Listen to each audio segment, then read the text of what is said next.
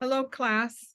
My name is Professor Cambridge, and I'm your instructor for English 121. We are going to be looking at, in this class, global migration. English 121 is an introduction to academic research. And that means that the most important thing about this class, as far as Lehman and CUNY are concerned, is that you learn how to do research for your scholarly papers that you're going to be writing all through college. So this class is self-directed. It's an asynchronous class, which means that you don't have to show up on campus and sit in a classroom. And when you meet with me, it's going to be digitally. And that's going to be by appointment if you want to, or if I ask you to meet with me, maybe something to talk about your writing. I chose global migration. This is the second or third time I'm teaching English 121 using global migration as our topic focus. The reason I chose it the first time was because I got tired of the rhetoric and the news around migration from South America into North America. It seemed like it was the only thing anybody was talking about in terms of migration and immigration, when the reality is that the entire planet is on the move and has been on the move for a long time. Economic factors, violence, wars, religious liberty, all of these things cause people to leave where they live and go somewhere else, or to leave, no, to leave, to just leave. Sometimes they don't leave the country, sometimes they just move from one part of a country to another. But if you listen to the news, you would assume that the whole planet is coming to one place, which it is not.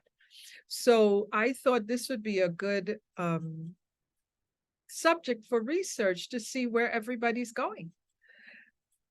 We're not all coming to the US. I know that I have friends from my country, I'm from Trinidad, who don't go to the US. They go to Europe, they go to Asia. They don't want to migrate to North America. So there's a lot of information out there. And I think that you will find it interesting, since we're in New York, and New York is such a cosmopolitan place. People are from so many different countries. And God knows this is an asynchronous class. You may not even be in America while you're taking this class. So I just would like to talk to you a little bit about what we're going to be looking at. I'm going to share the screen with you for a minute. Here we go. Okay, so I'm sharing with you. So I have the top statistics on global migrants and migration. Now, this class is not on immigration. There's a big difference between immigration and migration. One is leaving and one is arriving. We are talking about leaving. We are talking about where people are leaving from and the journeys they're taking to get somewhere else. We're not going to be just looking at America and the problems America's having or issues Americans having with immigration. That's not what we're looking at. If you do papers on that, you will have to do them over. We are going to be looking at where people are coming from and what is that is causing them to leave where they are. Some people, I emigrated to this country. I was a migrant. I came here to go to college and I stayed. But not everybody comes voluntarily. Some people are forced to leave their homes. So we're looking at all the reasons that people leave the place that is their home. So I found some wonderful maps here where you can there's so many studies about this stuff. For instance, there are 117,000 migrants from the United States moving to Australia. So there are the 7 million global migrants in Australia. People from all over the world that live in Australia now. So there's a big movement. The number of global migrants from the United States, 2 million. So here we are. And here we go in Bangladesh. Migrants from the United States who live in Bangladesh, 45,000. There are migrants from the United States who are living in Puerto Rico, 160,000.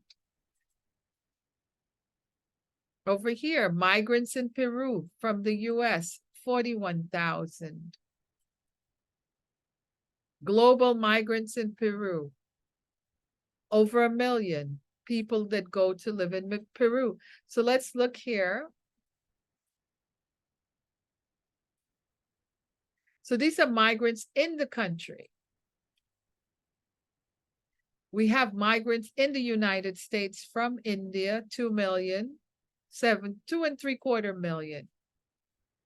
So this is in the United States. This is from, of course, since we're looking at research in the United States, but if you wanted to look at another country, I would really appreciate that. If you wanted to look at who's moving, like I said, to Australia or to England or to Saudi Arabia, right? From India, there's a lot of movement from India. India is one of the largest has the most migrants that leave India and move out into the world. There's a huge diaspora of Indians that goes back hundreds of years, hundreds and hundreds of years. So that might be something you would want to look at. African migrants, the African diaspora. It's not just slavery. Africans have moved all over the world. There were African eunuchs in the Chinese emperor's palaces 200, 300 years ago. Africans have been all over the world. Then China has always had a huge trading policy and business with the rest of the world. And there are Chinese migrants all over the world, and it's been hundreds and hundreds of years. So all these things that are happening now, they seem extreme. And I think they are a little more extreme because of climate change, which may not have been such an urgent factor before. But I think there's a lot of meat here for us to investigate about who's going where and why. They're not all coming here. The whole planet is not all coming to America. But America and Europe are still where the largest population is coming. But that doesn't mean that the rest of the world is not moving also. So we're going to be looking at that. I don't want to talk too long because I can lecture. It's my job. I'm a lecturer. But I did want to talk to you about, just to welcome you to the class, to let you know what we're going to be looking at. Some of our assignments are going to be research papers. I'm also going to ask you to write a little creative nonfiction as an introduction to research. Tell you a little more about that later, but you get to be creative in this class.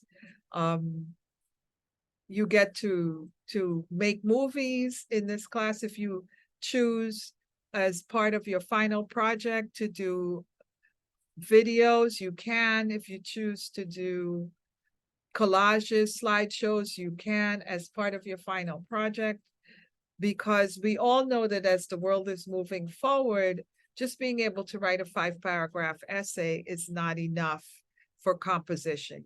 You have to be able to move around in the digital world also, and I know that you will be able to do this. So I just want to send this out to welcome you to class and to let you know that you will have your Blackboard will be open.